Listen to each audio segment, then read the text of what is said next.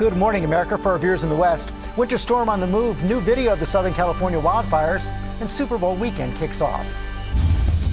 Winter blast. Storm sweeping the country, snow headed for the Northeast. Ginger tracking it all. Breaking overnight, a regional train from Philadelphia to Wilmington catching fire. 350 people forced to evacuate. The investigation right now. President Trump's buyout offer blocked. A federal judge temporarily pausing it hours before the deadline as it faces a legal challenge. The USAID's global workforce will be reduced from roughly 14,000 people to fewer than 300 as Elon Musk and his team dismantle the agency.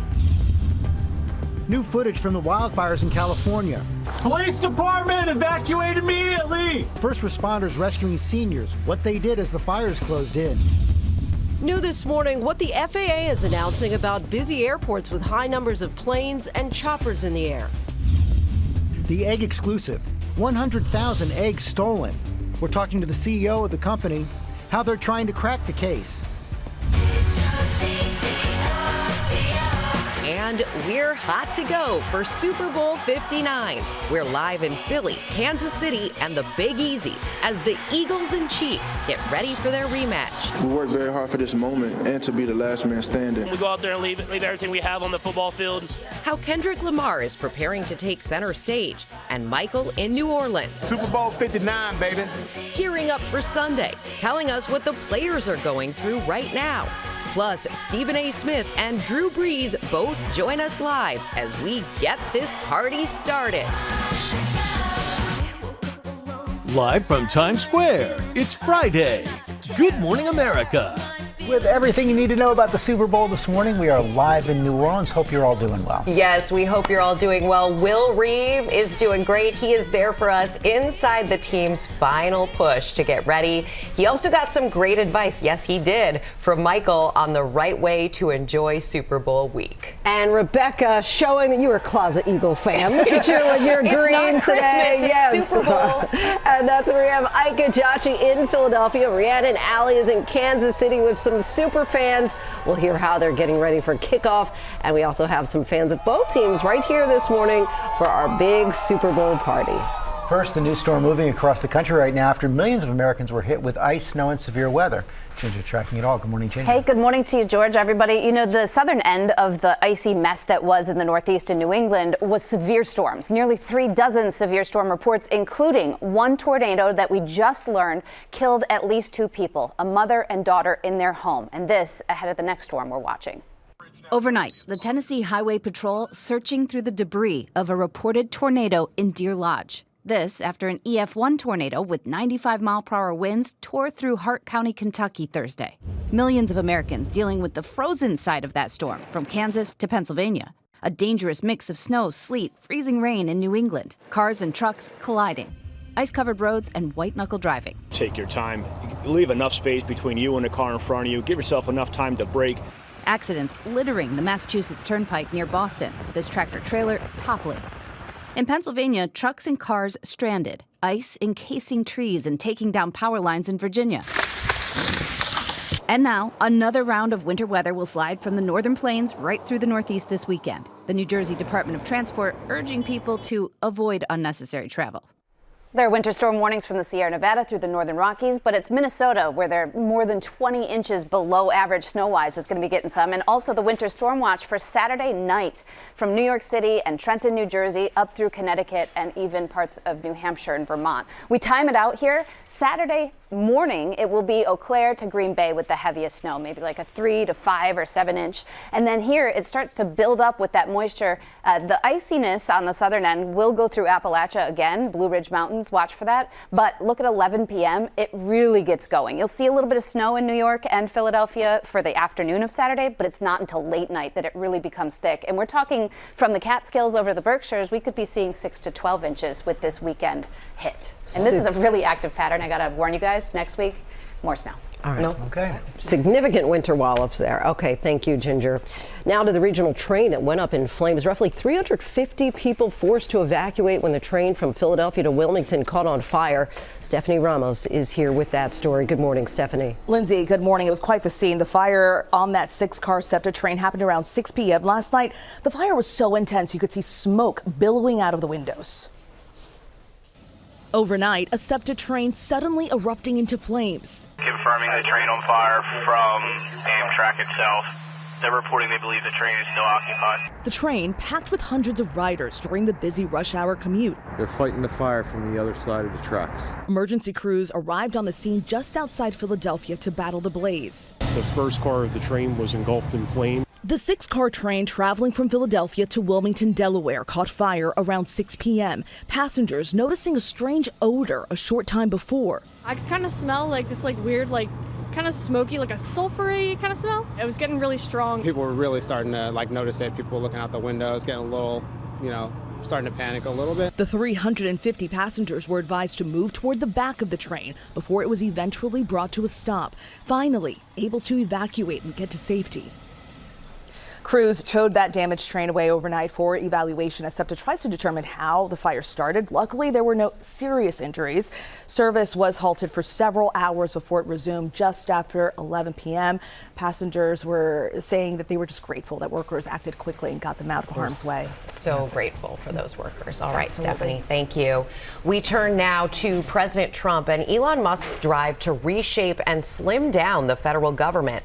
Hours before a midnight deadline, a judge temporarily blocked the buyout that's been offered to some federal employees. Senior political correspondent Rachel Scott is tracking this from the White House. Good morning, Rachel.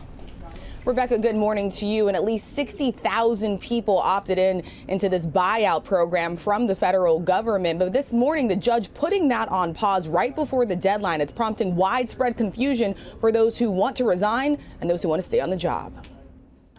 This morning, widespread confusion for federal workers. It's been just over a week since 2 million federal employees received this email with a stark choice: resign now and be paid through September, or run the risk of being laid off.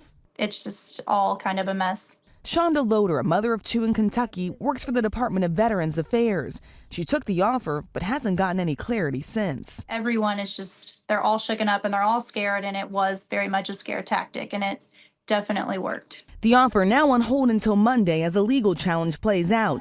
Unions calling it arbitrary and unlawful.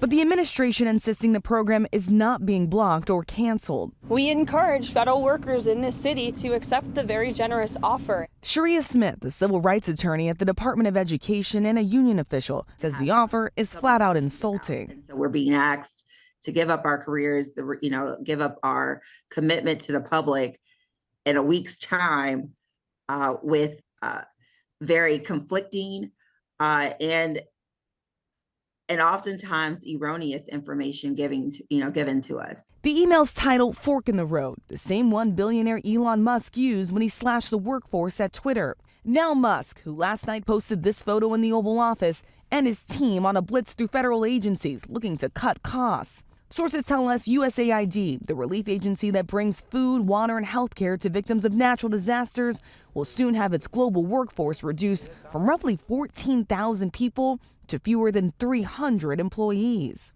An internal email shared with ABC News shows just 12 employees to be assigned to the entire continent of Africa and only 21 to the whole Middle East. It's an agency whose work the First Lady praised in 2018. We care, and we want to show the world that we care. And I partnered and I'm working with USAID, and that's all I want to show, that we care. And this morning, the New York Times identified more than 30 studies that have now been frozen, from trials for malaria treatment for children in Mozambique to nutritional support for children in Ethiopia.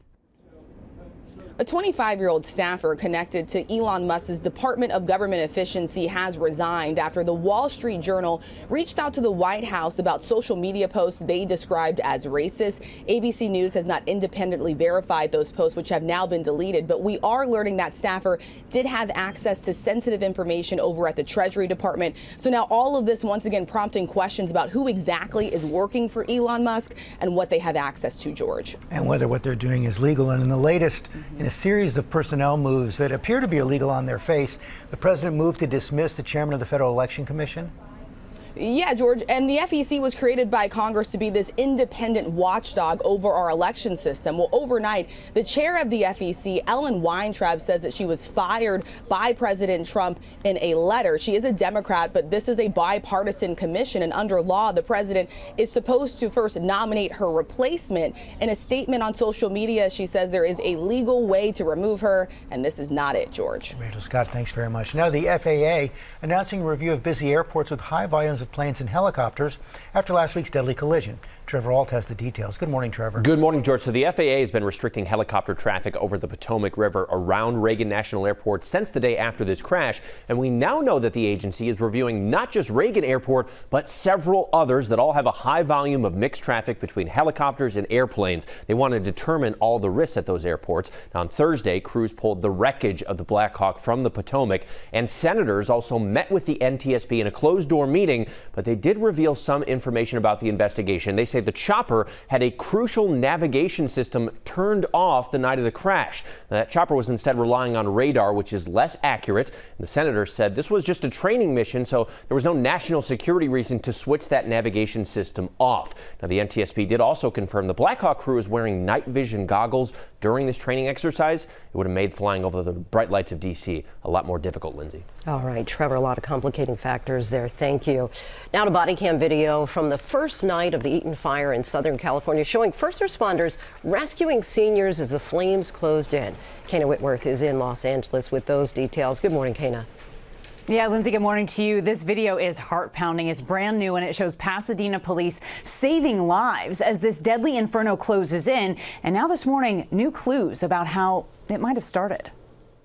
Police department, evacuate immediately! This morning, new images of the race to save lives during the devastating wildfires in Southern California. Police and firefighters evacuating the Two Palms Care Center. Residents rushed to safety in wheelchairs. Please, no! I got you. Lifted out of their beds, masks put on their faces. You don't want to be breathing that in. All 45 residents made it out alive before the fire consumed the nursing home. One of 4 in the area completely destroyed. We were there as one turned to ash. This is an assisted living facility. They had to evacuate people in wheelchairs and beds and run them up the road to safety. An utterly heroic moment. It was such a scary morning that day. And while the cause of this fire that laid waste to more than 9,000 structures and killed at least 17 people is still under investigation, SoCal Edison not taking responsibility for the fire, but they are revealing irregularities in their equipment near the fire start. Rebecca. A lot to keep following there as those families continue to grapple with this. Okay, Kana, thank you. We turn now to the alleged egg heist in Pennsylvania. As prices soar, Elizabeth Schulze spoke exclusively with the CEO of a company who says he had about 100,000 eggs stolen. Good morning, Elizabeth. Good morning, Rebecca. The CEO of Pete & Jerry's Eggs tells us that they are fully cooperating with law enforcement as authorities try to unravel the mystery of how nearly 100,000 eggs disappeared from the back of a trailer. This morning, the CEO of Pete & Jerry's Organic Eggs speaking out in a GMA exclusive, telling us the company is beefing up security in the wake of that brazen heist of nearly 100,000 eggs worth $40,000 at one of its facilities in Pennsylvania. If it happened once, it could happen again. So we are putting additional measures in place. What might that look like? It's additional security on the ground. It's making sure that we have better lighting in our facilities, maybe some additional cameras. The theft happened just before 9 p.m. Saturday night. 8,000 cartons of a dozen eggs stolen from the back of a distribution trailer in Greencastle, Pennsylvania. It is where eggs come in from our farms, the network of farms that we have in that area, and they're processed there, graded, checked for quality, packaged, and then shipped out to our customers. 6 days after the heist, state police are still struggling to crack the case. Now digging through surveillance video and asking the public for leads on any suspects. The motive, police say, could be the extreme increased price of eggs. Someone may have thought they could sell them. We're finding the consumer interest for our product is greater than it's ever been, and we only expect it to continue. Now, Pete & Jerry's organic eggs typically retail for about $7 a dozen. The CEO says with lower grade eggs topping that price now, a lot of customers are finding their premium eggs are a good deal. A lot of big unanswered questions in this investigation. What did the thieves do with these stolen eggs, guys? And how did they manage to keep them refrigerated if they were transporting them? That's how eggs are supposed to be while they're on the move, guys. I can barely get a carton of eggs home. Exactly. 8,000 of them. Thank you, Elizabeth. Time now to the countdown to the Super Bowl. Just 2 days left until the Chiefs and Eagles face off. Will Reeve is on the scene in New Orleans. Hey, Will. Hey, George, good morning. We made it to Friday, the final weekday before the Super Bowl here in New Orleans, and the excitement is building by the day. More and more fans pouring into the city. You can feel the buzz, the excitement as the teams lock in their final preparations before Super Bowl 59. This morning, just 2 days separate the Philadelphia Eagles and the Kansas City Chiefs from their epic Super Bowl showdown. And we go out there and leave everything we have on the football field. Patrick Mahomes, already a 3-time Super Bowl winner and 3-time Super Bowl MVP, is on the verge of history with the Chiefs, who could be the first team ever to win 3 titles in a row. Jalen Hurts fell just short of glory with the Eagles just 2 years ago against these Chiefs in Super Bowl 57. We worked very hard for this moment and to be the last man standing. Phillies head coach Nick Sirianni is familiar with the emotions inherent to the big game. Got a lot of respect for their coaches because you can see how detailed they are. You know, it'll be a good battle. The betting market thinks the Chiefs will win. Kansas City a 1.5-point favorite over the Eagles. The Eagles may be ignoring those odds, considering they have MVP finalist and newly crowned Offensive Player of the Year star running back Saquon Barkley. And you definitely can't accomplish awards like this without the big boys up front. And for the many Travis Kelce fans wondering whether Sunday will be the 35-year-old future Hall of Famer's last game. I got a full heart of football left in me, wanting to keep that legacy or keep finding new ways to create those memories. And guys, the stats for George movement continues to grow. A viewer reached out to me on social media yesterday and gave me a stat for George, and here it is. This will be the 4th time that QBs who faced each other in a previous Super Bowl are playing each other again. The quarterback in the rematch has never won. So that would mean Patrick Mahomes. So the quarterback in the rematch, so that means that Jalen wouldn't win? You mean Patrick Mahomes? Oh, no. It means Patrick Mahomes. It means the Eagles win. Got it. All right. I'm with that.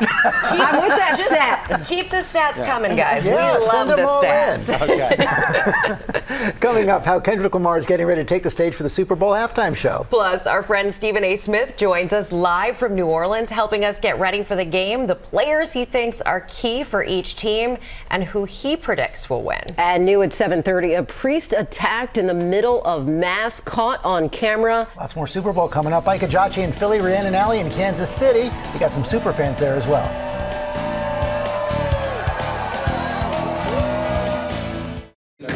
All right, boys. Your bosses are not happy with your celebration dances. So, drink up. Try to keep up. That's not something you see every day. Welcome back to GMA. That's Wrexham, the soccer team owned by Ryan Reynolds and Rob McElhenney. Learning some dance moves, if you will, from Channing Tatum. A Super Bowl commercial for Stoke Cold Brew Coffee.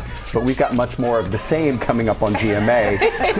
I was waiting for the handstand, little pop by Sam Champion. No, I don't. We do. Well, you're a dancer now. Well, No, that's funny. America voted differently. Well, a lot more on that coming up. First, new at 7:30, a search is underway for a plane that went missing in Alaska overnight. The Bering Air flight with 10 people on board was reported late for its arrival in Nome. The Coast Guard says its last known position was 12 miles off the coast over the Bering Sea. Look at this. Security captures captured an attack on a priest in the middle of Mass in Spokane, Washington. Police say a 40-year-old man charged and tried to punch Reverend David Gaines before churchgoers and a security guard subdued him. Gaines says the man was charged with assault and had outstanding warrants. And schools and even some school districts around the country are closing because of a spike in the flu. The most recent numbers from the CDC showed flu-like illness was high or very high in at least 41 states. Doctors remind it is not too late to get a flu shot.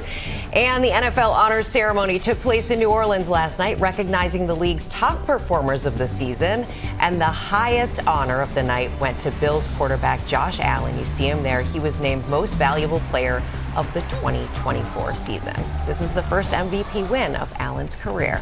Well deserved, yes. We're going to turn now to the Super Bowl halftime show. Kendrick Lamar will be the first solo hip-hop artist to headline. I want to go to Will Reeve back in New Orleans. Hey, Will. Hello again, George. Kendrick Lamar said here in his press conference yesterday that his performance would be focused on storytelling, and he's certainly had a storybook week, to say nothing of his career. Starting with the Grammys, now he's here. The question is, will he go after his biggest rival on the world's biggest stage? They not like us. They not like us. There's simply nobody like Kendrick Lamar. I got friends, I got foes, but they all sitting ducks. Hit his turf and get cracking, double back like a deluxe.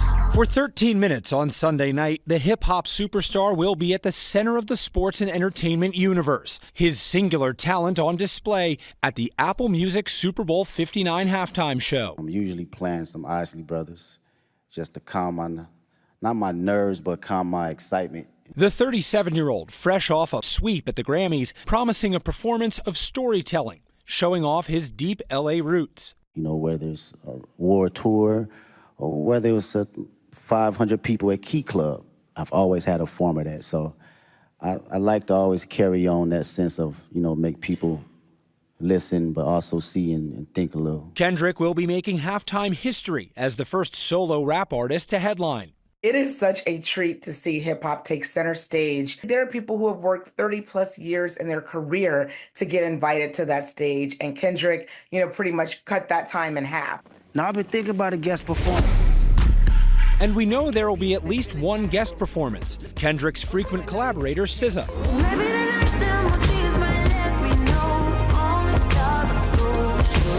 We haven't really got a chance to settle into the moment. For me personally, watching her, her career and where she's come from, it's amazing to see. I don't fabricate it, most of y'all be faking, By the numbers, Kendrick Lamar is one of the greatest to ever do it. 5 #1 hits, a Pulitzer Prize, and 22 Grammy Awards. Kendrick Lamar. The last 5 coming just last week for the searing diss track Not Like Us, aimed squarely at his rival Drake. The audience not dumb. Shape the stories how you want. Hey Drake, they're not slow. The song has been ubiquitous since its release, but whether it makes it into Sunday's set list is another matter. The song at the center of a defamation lawsuit filed by Drake against the label that represents both rappers. Kendrick is not facing litigation personally. Both Fox and the NFL may be putting themselves in the line of fire as possible defendants because they know that Drake views these statements that Kendrick performs in his song as malicious and false.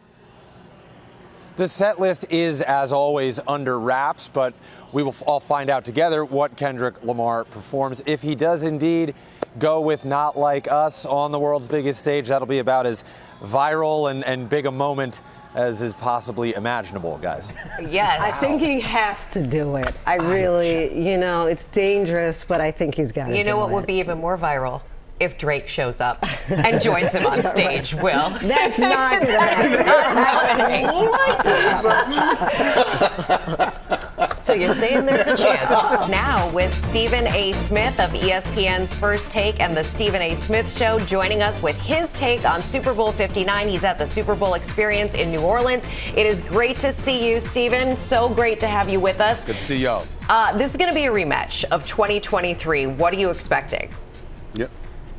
Well, I expect a thriller. Last time they went up against one another, it was an epic matchup. Jalen Hurts threw for 300 yards, ran for 70 yards, scored 4 touchdowns, but one turnover obviously was very, very costly. And Patrick Mahomes got the ball with 5 minutes left, and the Eagles never got it back.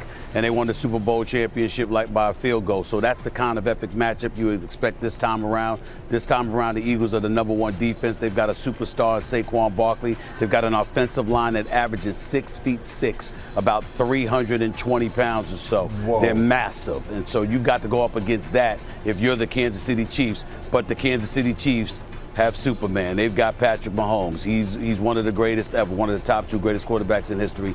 That's what they're waiting for. That's what they're going up against. What else He's you the reigning looking 2-time for? defending Super Bowl champion. What else are you looking for with the Chiefs? Well, you look for Patrick Mahomes. You definitely look for the connection with him and Travis Kelce. Andy Reid is an exceptional coach. Outside of Bill Belichick, he's considered the best ever at this particular moment in time. And so it's going to be a chess match, no doubt about it. The Philadelphia Eagles are considered the better team collectively, but Patrick Mahomes is considered the best player in the world who's a difference maker. And you don't want it to come down to the wire with the ball in his hands because the outcome usually works against you. Oh, Stephen A. and Sam, how are you, my friend? Quick one. There's not a lot of football on my timeline, but I'll tell you what is on my timeline is this supposed bias of the NFL, right? National Football League is what we're talking about, against the Kansas City Chiefs. Like, I mean, the people are looking at the logo. People are talking about refs. So what is the deal here? Well, listen, it's, there's legitimacy from the standpoint that every single game you see officials missing calls. It's part of human error. It comes with the territory. But in the end, when you're on top, everybody is always gunning for you. And there's always complaints, particularly when you have somebody as great as Patrick Mahomes, because he's so phenomenal, so great.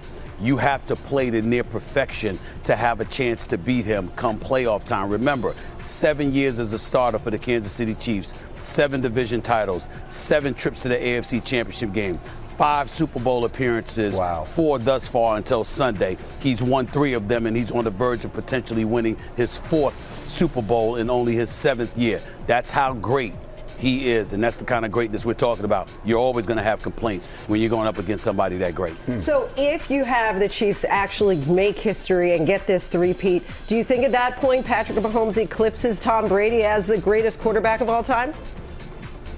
I would tell you in some people's eyes it would be yes, in some people's eyes it would be worth of discussion because no quarterback in NFL history has won 3 straight Super Bowl championships, but 7 titles is 7 titles. And when you look at Patrick Mahomes, the number one thing they're going to bring up, even if he does win the Super Bowl, is longevity. As great as he has been, it will be in a span of 7 years. Tom Brady played about 22. He went to 10 Super Bowls. He won 7 of them.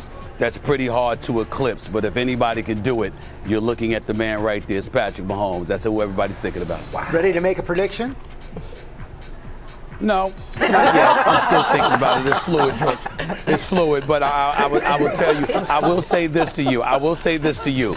Kansas City, with the greatness of Patrick Mahomes, the Philadelphia Eagles are still considered the better team collectively. A team that's going to have to play to near perfection in order to beat Patrick Mahomes. I believe it's going to be a thriller, but my prediction is going to be reserved for First Take on ESPN. Oh, well, okay, that was a good tease. That's a good tease. Now, can I ask you, the reason that I'm watching will be the Super Bowl halftime show. I mean, can we talk about Kendrick Lamar? I mean, let's just, what are you expecting? Yes, here? we can. Well, listen, I got to tell you, he's got to play that song Not Like Us, at least the beat. Yes. At least the music, and get his dancing on or whatever. You might not want to use some of the lyrics, no question about that. But that beat had better be played. If you're not doing Not Like Us, you just won 5 Grammys, in large part because of the success of that one particular song, and we know what kind of brouhaha it created. Halftime arrives Sunday evening, and no one hears that song, is going to be a huge, huge disappointment. As great and as phenomenal as he is, Not Like Us took him to another level. You have to at least play that beat. The crowd, that's not just on national television, but in attendance, has to hear that music from the song playing. But it has to happen. You're not expecting Drake on the stage? Like Rebecca? I'm not expecting Drake in the country. I don't think he'll even be in the United States. But you never know. Good to hear. Good to hear what Stephen A. Smith thinks. Always good. All right. Thank you.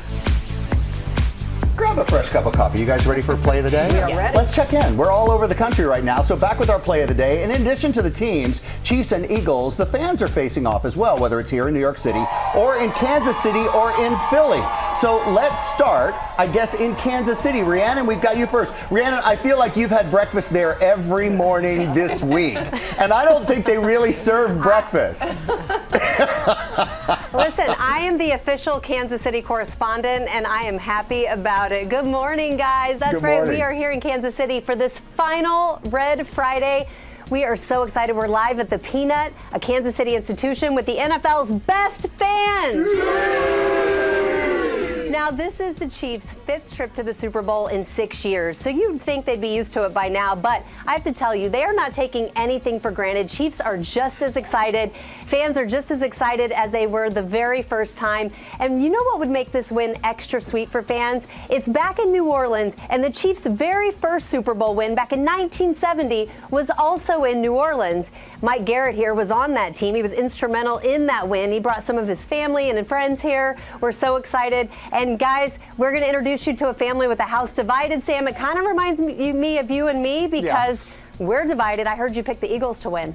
Well, you know, I felt the pressure, and so I did. Rhiannon, I know you've been away. You've probably been away from your husband Mike all week, so I'll see Mike later today and tell him you said hi, all right? We'll see you in a little bit. Ike, let's check in Philly, and Ike, you're always the center of attention for me, but I'm looking a little bit over your shoulder to the right where there's a big eagle head. What?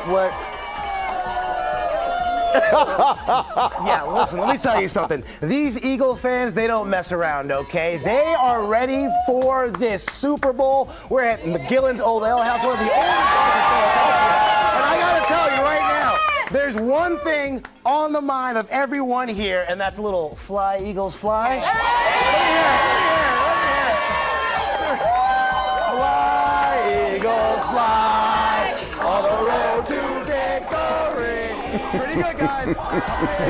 Oh, it is absolutely excellent. Thank you, Ike. Thank you, Rhiannon. We've got more economic news coming up. Oh, and Drew Brees is here live. Stay with us for that. That's a little more important than the economic news.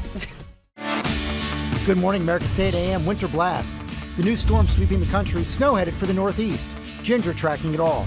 DJ Prince Hakeem has the music. We've got two great chefs here with some great nachos for your Sunday menu. I am very much looking forward to that. Sam's just here for the 9-layer dip. That's coming up. Plus, we've got Chiefs and Eagles fans here in New York as they get ready to cheer on their teams. But it's not all about the super fans with our producer, Brad, still mourning the losses of his beloved Bills. Look at that face. He's worn that hat every day since they lost. Lots more Super Bowl coming up. First, look at the top stories breaking today. We start with a winter storm that's moving across the country right now.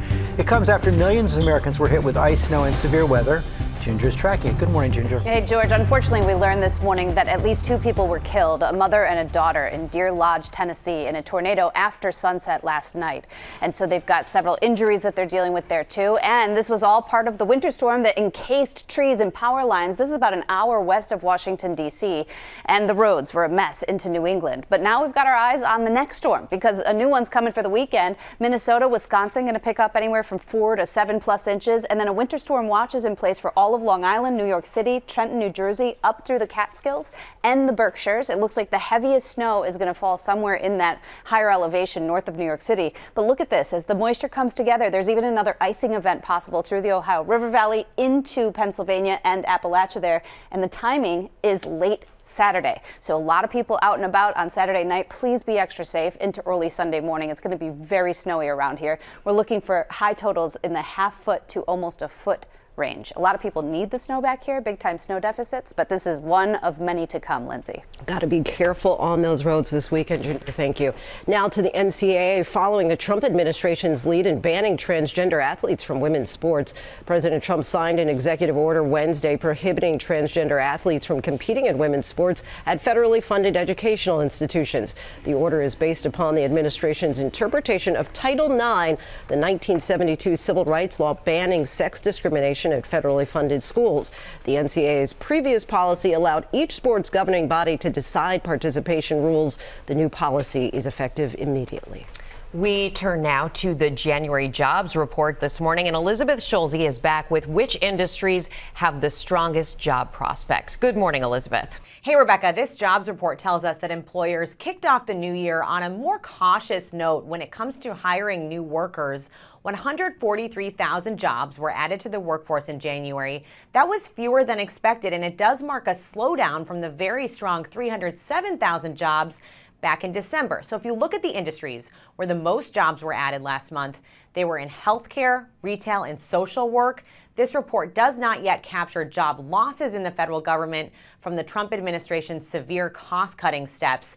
Overall, the jobs market's in solid shape with unemployment at 4%, layoffs relatively low, but it is now taking workers longer to find a job than it was even just a couple of months ago, George. Okay, Elizabeth, thanks very much. We're going to turn back to the Super Bowl now. Michael, there in New Orleans. Will Reeve caught up with him. Hey, Will. Sure did, George. Good morning. I'm here with my friends from the Eagles, from the Chiefs. We are having a great time at our Super Bowl party here in New Orleans.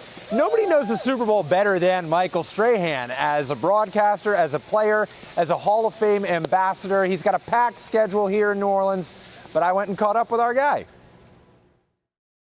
Look at this stud muffin.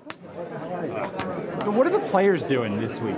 As it gets later in the week, the less time you even go out. You kind of just stick to your routine as much as you can, still try to watch your film, trying to have a dinner or so with your family, try to have that family time, because by Friday, Saturday, they're cut off.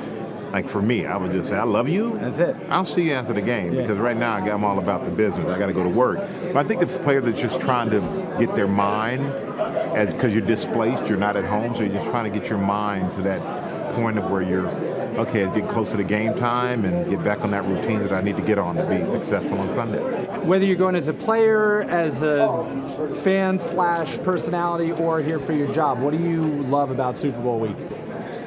I get a chance to see a lot of people that I usually will only see once a year. I get a chance to watch, hopefully, an incredible game. Here in New Orleans, we get a chance to eat some incredible food. I literally was like, yo, man, this place is bad for the diet. I get it, man. This place is lots of great food. We've been enjoying that here. Great to see Michael, as always, and lots more coming up here from the Super Bowl experience. Thank you, as always, to our friends from the Chiefs, from the Eagles. We got Kylie Kelce coming up in a little bit, guys. Lots more from New Orleans. Back to you in the studio, guys. All right, there's a whole lot of football coming ahead, a whole lot of fun. All right, this morning we also have an update on a story that I know you're going to remember. It's an incredible young man who's really fighting hard. 10-year-old Trey Howard, he's the young man who was seriously injured last week. Remember that medical helicopter, that transport jet in Philadelphia that crashed, had to have an emergency brain surgery? When he woke up, he asked his dad about his sister and then asked if he missed the Super Bowl. Well, of course he did not, because his sister was there with him, traveling with him. We wanted to make sure that he was game ready. He's really fighting hard. So we called the Philadelphia Eagles, and take a look at some of their cheerleaders. They came to rescue, delivering him all kinds of swag, from a Saquon Barkley jersey to some hats, sunglasses, pom-poms, and of course a football. So he'll be fully outfitted when he gets a chance to watch the game this Sunday, and that makes everybody feel Yeah, good. great to see them coming together. Yeah. Coming up on our GMA morning menu, how Taylor Swift will be cheering on boyfriend Travis Kelce on Sunday as he takes on her hometown team. Also ahead, Ike is in Philly and Rhiannon's in KC with some Eagles and Chiefs super fans. And Drew Brees joins us live from New Orleans with what we can expect from a big game. And aren't you ready for a party? We've got DJ Prince Hakeem ready, getting the party started. Chefs, by the way, Jeffrey Zakarian, Kelsey Barnard-Clark are here, also with some nacho recipes for Super Bowl Sunday. What's that? Did somebody order pizza? I'm sure we did. A special delivery from Lori Bergamoto with the right stuff for your pizza party. That's coming up right here on GMA. Lori, is that for me?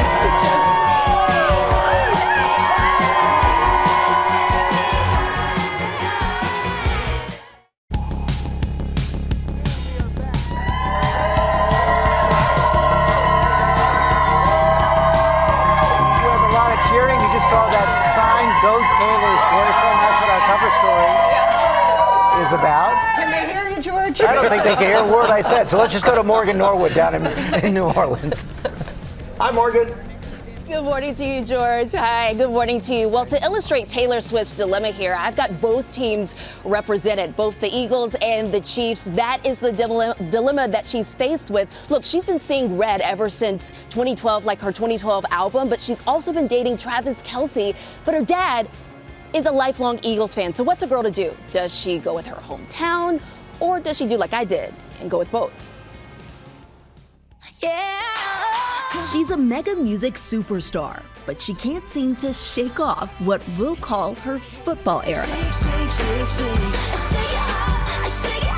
Taylor Swift is caught between the teams facing off in Super Bowl 59, her hometown team, the Philadelphia Eagles, and her boyfriend Travis Kelce's team, the Kansas City Chiefs, the two seen off the field at the playoffs. Excuse me. In the past, Taylor has been outspoken about her connection to the Eagles, photographed in this Eagles sweatshirt, and when fans questioned these lyrics from her song Gold Rush. With my Eagles t-shirt hanging from the door. Did she mean the band the Eagles or the football team? Well, she clarified during a concert in this fan video posted online. And I love the band, the Eagles, but guys, like, come on, like, I'm from But since dating Kelce, Taylor's relationship with the Chiefs tight end may have single-handedly changed the game of football. You kidding me? Kansas City! America's sweetheart, bringing in a 53% spike in teen female viewers of Sunday Night Football, helping to create a 9% uptick of women watching the game last season. It's the Taylor economic impact. She really draws her fans to follow her, no matter if it's music, movies. Her clothes always draw inspiration. You see that with her Chiefs game appearances. It really is this kind of Prince Charming and princess story. So Taylor's dad, Scott, is staying loyal to the Eagles. I mean, lifelong Eagles fans, even trolling his daughter after one of the Chiefs' games in which they scored a touchdown with a fake high five. You see it there. When Travis Kelce was asked about his girlfriend Taylor Swift's allegiance, he said that he was confident that she is rolling with the Chiefs. We'll see how all of this plays out. But again, she's got options here. She can always, do both like I did. Follow your lead. Okay, Morgan, thanks very much. What's next, guys? All right, I think say less, Saquon, but we'll see ultimately. Now let's welcome former Super Bowl winner and MVP Drew Brees. He joins us now live from the Big Easy. Drew, great to have you here. Of course, you led the Who Dat Nation, the New Orleans Saints, to victory in Super Bowl 44. Give us a sense of what's going through the players' minds now 2 days out. Well, this is when they start to get locked in. Early on in the week, that's when you kind of get out, maybe do like your team dinners, your offensive line dinners, just to try to relax and enjoy the moment a little bit and take it in. But as the week gets on, as the city gets crazier and there's more and more chaos, that's when you try to escape to a quiet place, lock in on film, lock in on the game plan, and get ready to play on Sunday. Good luck escaping to a quiet place in New Orleans right now. You played there 15 years. That's right. What a great town for the Super Bowl. It is the perfect town for a Super Bowl. There's a reason the Super Bowl has been in New Orleans 11 times, more than any other city. And it's because we know how to throw a party, we know how to throw a festival, we know how to show everybody a great time, good old Southern hospitality. In fact, we level it up a notch and call it New Orleans hospitality. So great food, great music, everything right here in this close proximity of downtown, French Quarter, CBD, Warehouse District, you name it, party after party. As you walk around the streets, you can just feel the vibe, you can feel the energy. I think everybody's having a great time. Yeah, I've been thinking about etouffee all morning long. But Drew, of course, you're also an ambassador, an investor for Sports Illustrated tickets. We know tickets are going for about $4,000 for this year's Super Bowl. Give us a sense. By the time people are splurging that much, the excitement has to just be palpable. The excitement is over the top, and SI Tickets is the fastest growing online ticketing marketplace in the country. Every big event you can imagine, from concerts to sporting events, obviously the Super Bowl, but transparent pricing. The fee you see is the fee you get at the end. We're the only ticketing marketplace that does that. So obviously we're super excited to be able to support this year's Super Bowl. Chiefs going for a three-peat. Eagles are trying to get in the way of that. So we'll see how it plays out. We will see it, and you got everyone represented there, which we love, all the representation.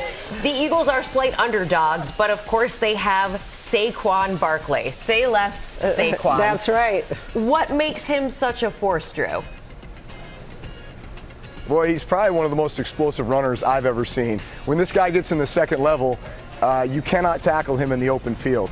And I think, unfortunately for Giants fans, one of the best things he did was go to Philly, because you get him with a quarterback like Jalen Hurts, who's a threat in the run game in his own right. He takes a defender out of the run force and just allows Saquon that many more opportunities on the second level. I think of all of Saquon's touchdowns this year, which it was 20 some odd, he's averaged 30+ yards per rush on those rushing touchdowns. So it just lets you know he's getting to the second level. Nobody can tackle him. Good luck to the Chiefs trying to bring this guy down. All right, so Drew, earlier today we talked to Stephen A. Smith, who's live in New Orleans. We asked him for a prediction. He wouldn't give it to us. We got to try again. Another bite at the apple. Who do you think's going to win?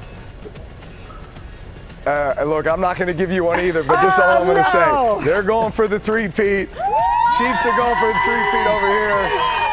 But I will say this.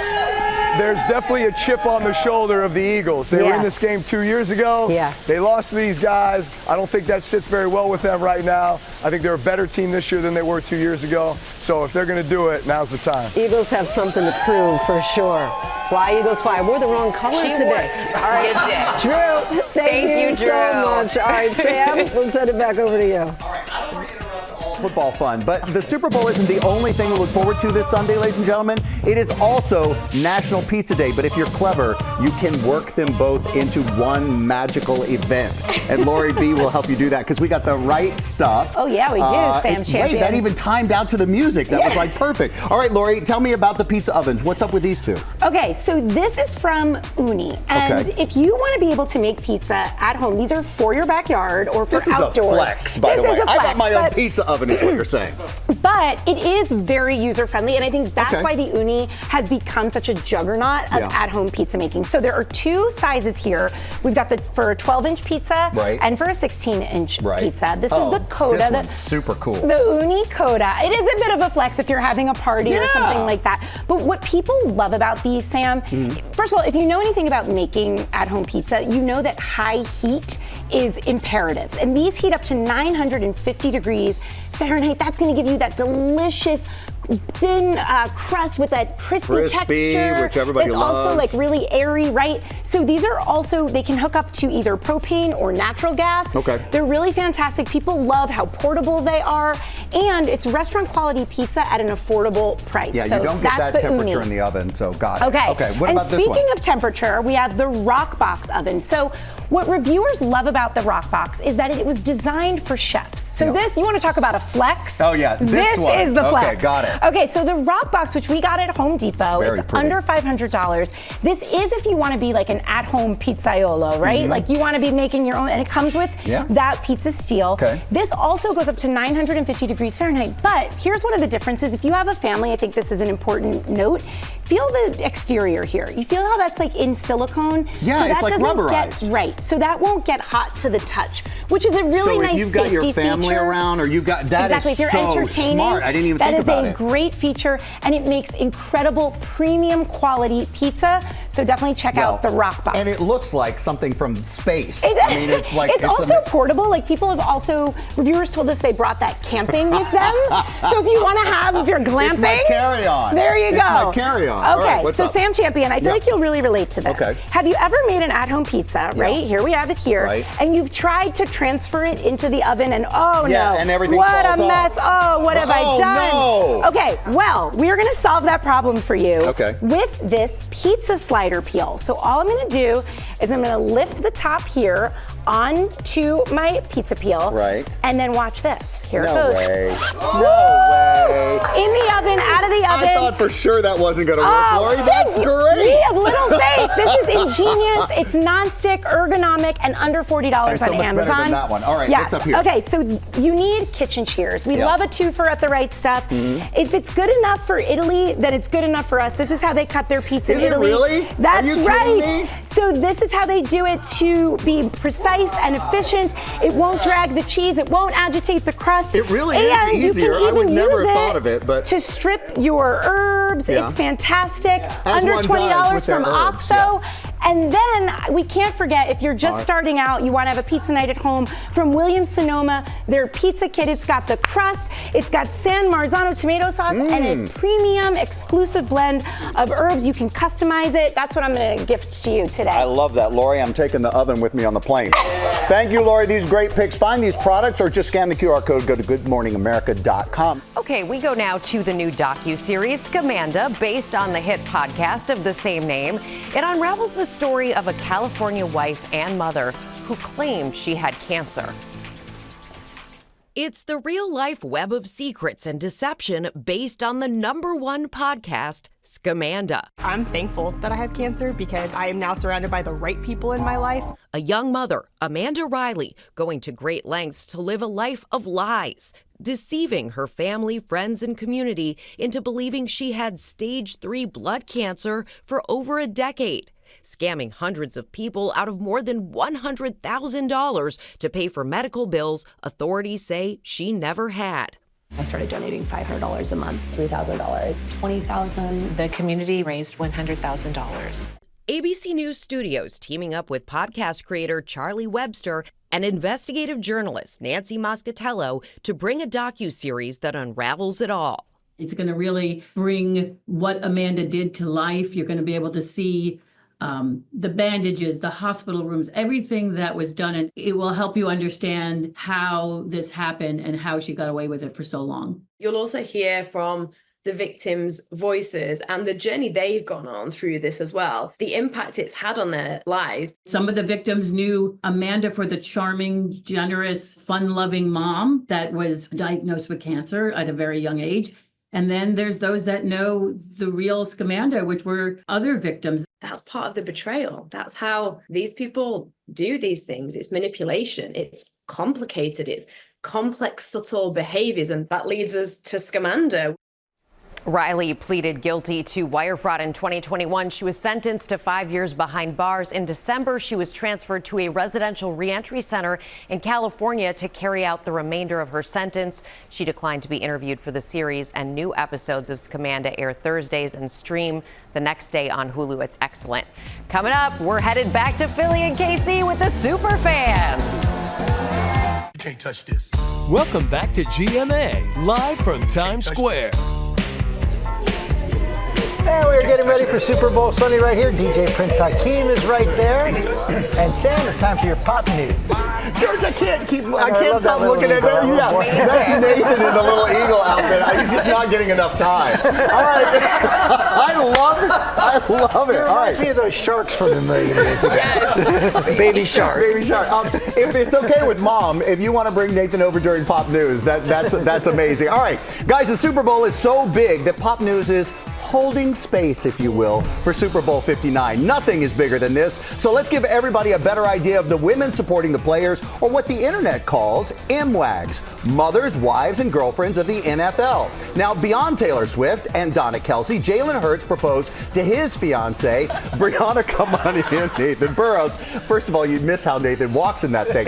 Back in September, nearly a decade after meeting at the University of Alabama. Now, Burrows is an artificial intelligence partner at IBM. That's a job so cool, I'm sure you get a badge with that. Cheering on the Eagles every Sunday. Over on the Chiefs, Gabby Esposito cheers on her boyfriend, Chiefs cornerback Trent McDuffie, while finishing up her psychology degree. And Eagles defensive tackle Jordan Davis was born to play for the Birds. His mom made it so. Shay Allen loved the Eagles since she was in college, and she has just sent a message for the #1 mom in Chiefs Kingdom this morning. So check it out.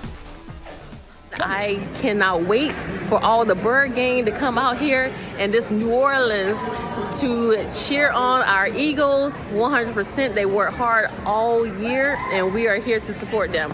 Hey, one other thing. Miss Donna Kelce, mama to mama, I love your sons.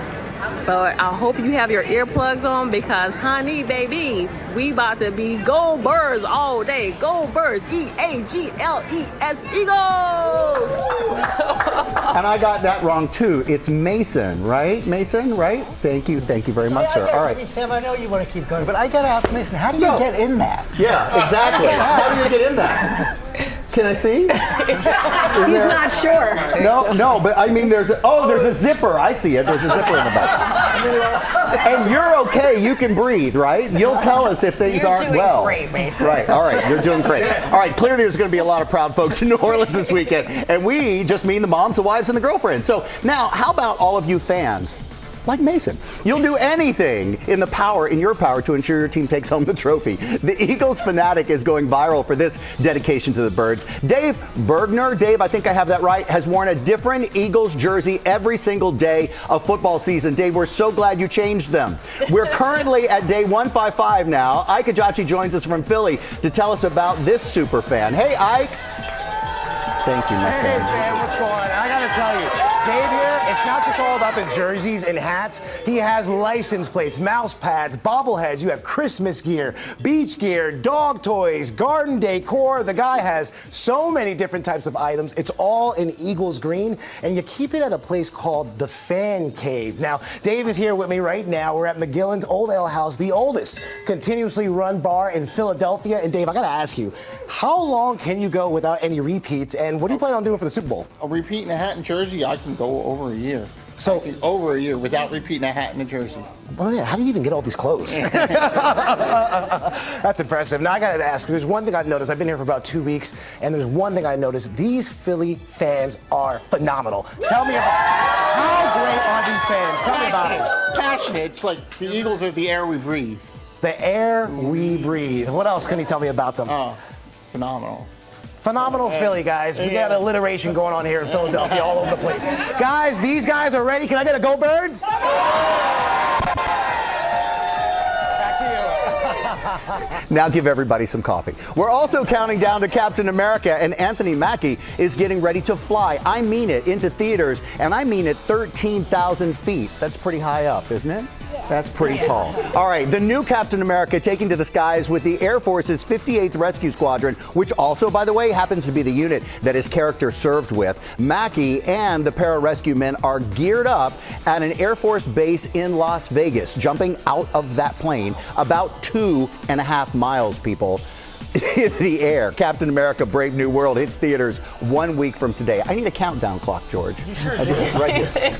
I mean, Lara's going to be jealous. Mason is a good wingman. Let me tell you, forever. Can you come in forever and do hot news?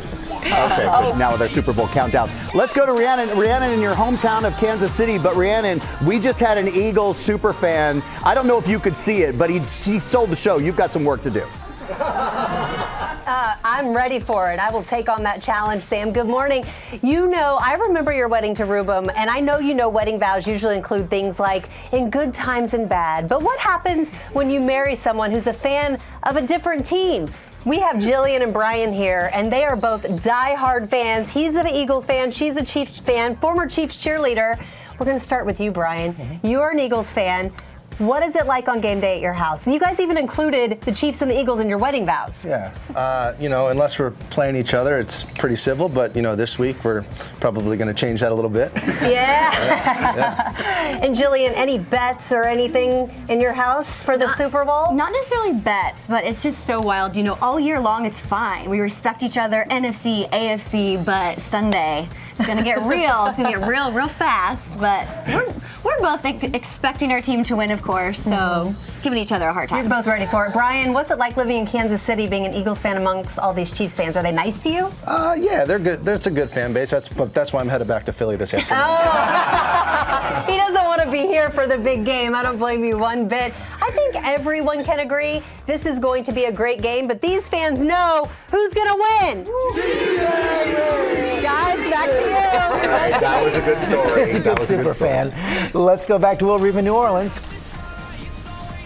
Hello there, George. Kylie Kelce is the, I would say, unofficial queen of the Super Bowl. Her brother-in-law, Travis, is going for his third straight Super Bowl with the Chiefs, and her husband, Jason, just retired from the Eagles. But Kylie's Eagles ties are still strong, especially to an organization and a cause near and dear to her heart, and I got to spend a day with her here at the Super Bowl Experience, seeing what it's all about.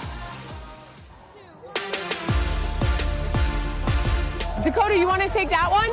Yes. There it is, Michael. You got a flex? These aren't just football drills. Go, Evan! It's an all-abilities clinic with a cause, hosted by the Eagles Autism Foundation here in New Orleans. Are you going to try this drill? I know they're trying to Okay, let's give it a whirl. An initiative Kylie Kelce has championed since it started. There is a population here who is excited to get involved in something like this and to feel included. And I'm so happy that EAF was able to come and bring this opportunity here. The wife of former Eagles center Jason Kelce and mother to 3 girls, soon to be 4, recently added the title of podcast host. You might be one of the busiest people that I know. I'll always find the time for this kind of stuff. This is what makes it worth it. I know what incredible work EAF is doing, how every dollar donated is going directly back into research and programs directly impacting the autism community. And I'm so proud to even just be like the tiniest little part of that. The clinic just one of many Eagles events leading up to Sunday's big game. And wherever the Eagles go, the Eagles Autism Foundation shows up. Everyone can participate, everyone's accepted, and most importantly, everyone can cheer for the Eagles, so go Birds. And in true Birds fashion, Kylie and the Eagles Autism Foundation had one more play up their sleeve for a deserving family. I heard that you guys are planning to go watch the Super Bowl at a watch party? Yes. On Sunday? I thought maybe there's a slightly cooler place you could go and watch the game. Whoa! Where could it be? Do you think maybe you should go to the stadium to watch the football game in person? Whoa! Do you want to go to the Super Bowl? Hey, you're going to the Super Bowl. Amazing. Yay! And as for Kylie and the Super Bowl, put me in your mind and in your heart on Sunday. Yes. Game day. Yes. What are we feeling? What are we thinking? What are we doing? Feeling anxious, feeling slightly conflicted. I'm so excited for Travis, but ultimately, I got to go with my roots. Go Birds. That was a great day for a great cause. And I want to show you something here. For some folks, there can be a lot of stimulation. There can be sensory overload for people. So what the Eagles have permanently back at their stadium in Philly is a sensory room where people can go. It's a quiet place. They also have this here, a mobile unit that they have brought down. You can see inside there's lots of things that people can interact with, take a little time out, just calm down and hang out and get their senses all in order. And what's great about this is they bring this vehicle here to away games, and now they've brought it down here to the Super Bowl experience, all aimed at educating people about the issue. And it's a wonderful, wonderful group of people, the Eagles Autism Foundation, doing great work, and they're showing it all off here at Super Bowl experience and now for all of you at GMA.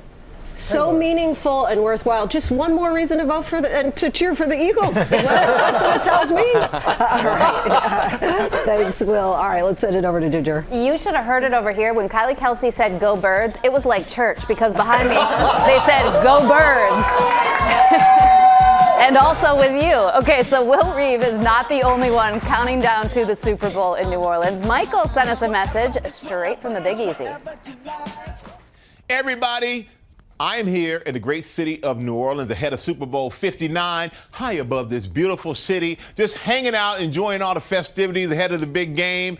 You know what? Spending time on Bourbon Street, having some incredible food, listening to some incredible live music here in this incredible city, and had a chance to hang out with my guy, Bill Belichick, legendary coach, riding around the city of New Orleans on a legendary Madden Cruiser, talking about all of the history of the Super Bowl in this city that's hosted more Super Bowls than any other city in the country. So it's been an incredible, magical trip. Tyrone Matthew ran into him, had a chance to hang out with Ed Reed a little bit to talk about the history of this grand event here in this grand city. And we hope that you will check us out on Sunday. We'll see you then.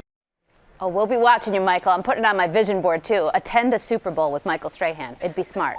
All right, coming up, it's time to eat. Chefs Jeffrey Zakarian and Kelsey Bernard Clark are here with game-themed nachos. And the crowd is clearly yelling out there. Come on, people, let's get loud. Let's get loud. Well, in the words of Let's Get Loud. So here we go. Gloria, thank you. We're back with our countdown to the Super Bowl and party food that goes along with Let's Get Loud. Let's share our favorite football food. Say it with me, gang. You ready? Nachos! Yeah, and by the way, we're going to make some nachos, but it looks like the control room took all of our chips. Okay, Thanks how a does lot, this guys. happen? Thanks, guys. I'll be back there soon. But this morning we're going to make elevate. nachos. Yeah, we're elevating. We're doing it a little differently with a twist. Food Network chef and City Harvest Food Council Chair Jeffrey Zakarian is here. He is a chef and author of the cookbook Southern Get-Togethers. We love the book.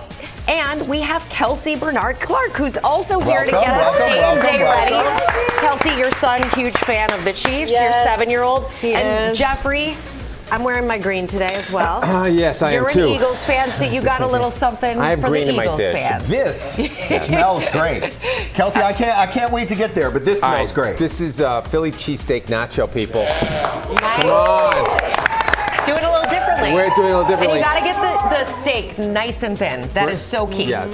So first thing we're going to do is we have some peppers here. The peppers have to be cooked. There's nothing worse than a raw pepper. Right. So No, they got to be a little soft, right? yes. And then when I put a generous amount of salt and pepper and vinegar. You have to have a little vinegar because we're going over here and we're going to get some fat. And Okay. when I say fat, I mean real fat. So over here we have, look at this. This is shaved ribeye, right? That we've seared down. We put our peppers on. I think you need some more peppers. And we've added 2 types of cheese. Oh, there you go. Do it on. 2 types of cheese here. Okay. Cheddar and provolone. Cheddar and provolone. Really flat. And you have to have.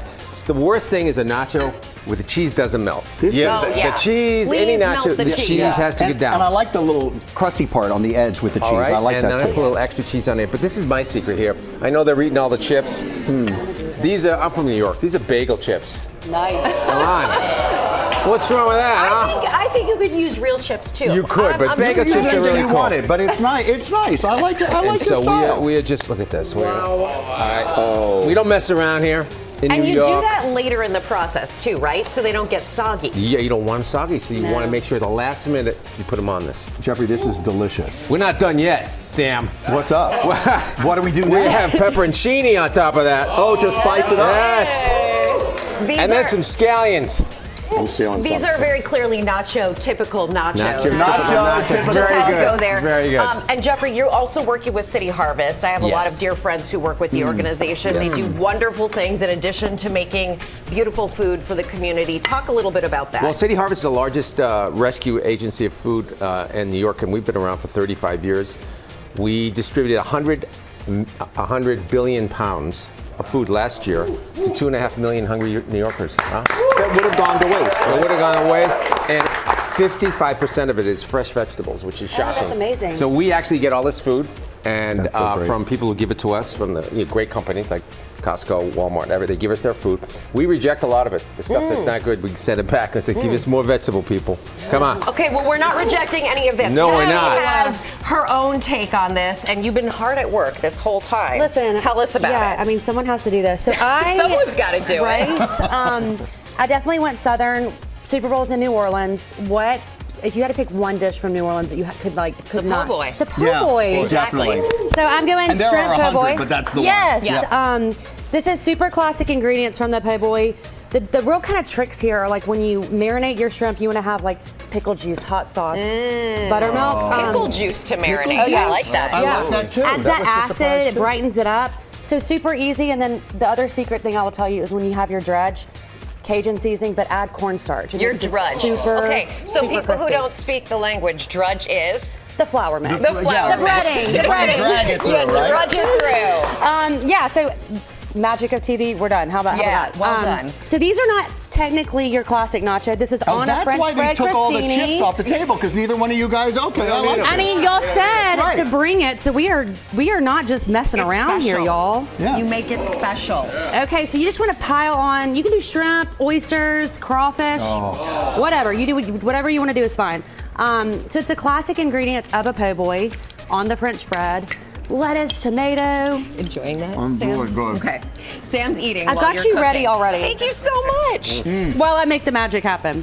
And then we've got remoulade, which you can't, there's no cheese on these. No cheese. No cheese. All right. So, Well, we've got cheese and no cheese. I mean, yeah, he has you all the can do cheese, both. so I figured I would take it away. You know, one of us has to go a little lighter. So this is definitely a brighter type nacho. But it's very gorgeous. green, lots of herbs on here. Look at that. Yeah, you're it's like a garden. It's like you can tell yourself it's you're like eating a salad. I'm eating my salad. Exactly. And then we're gonna finish it with Cajun and tahini mixed together. And always finish with the lemon. Always. Look at that mess. I love how you've elevated it. Of course, I might just slap some, turkey meat and a little bit of beef on it, but this is the way to go. You can get all these recipes on GoodMorningAmerica.com. Big thanks to our teams in New Orleans, Kansas City, and Philly. And thank you to DJ Prince Hakeem.